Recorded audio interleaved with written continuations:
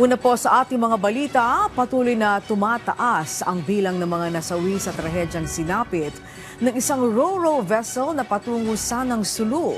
Sa ngayon ay puspusan ang isinasagawang search and rescue operations ng mga otoridad, gayon din ang pagtukoy sa mga biktima. Ang mga yan sa sentro ng balita ni Eloisa Mohamad ng Radyo Pilipinas, Holo. Napasugod ang mga kaanak ng mga pasahero ng MV Tricia Kirsten sa Coast Guard Station Western Sulu sa Hulo. Ito ay matapos lang mabalitaan na lumubog ang naturang barko sa May Pilas Island, Haji Muhtamad, Basilan kaninang alauna ng madaling araw. Ambok ka mga biktimin, inaon ko, Jaida Halipa at Juran. Akad siya nalunod, Tricia, Sikawi. Alhamdulillah, confirm na siya ma'am, naput na yung bangkay niya. Alhamdulillah, yato na siya sa Buanga, magtakad na kumang kami sin conferencing Coast Guard, sin daon siya mari.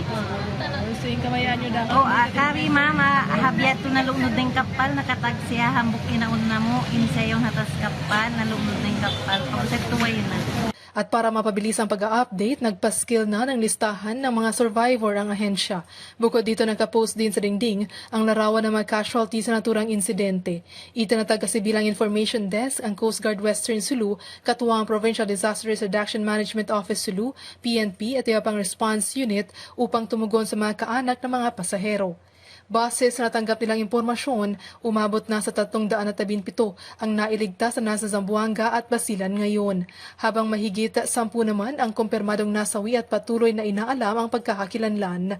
Patuloy na nakikipag-ugnayan ang infodesk sa PCG Zamboanga at PCG Basilan upang agad maipaalam sa mga naghihintay na pamilya ang sitwasyon ng kailang mga kaanak. Sa ngayon, prioridad ng mga PCG ang search and rescue operations. Sa katunayan, maraming assets na ng pamahalaan mula sa Philippine Navy at Air Force ang nasa area para tumulong sa paghahanap sa ibang nawawalang pasahero. Mula rito sa Holo, para sa Integrated State Media, Eloisa Muhammad, ang Radyo Pilipinas sa Radyo Publiko.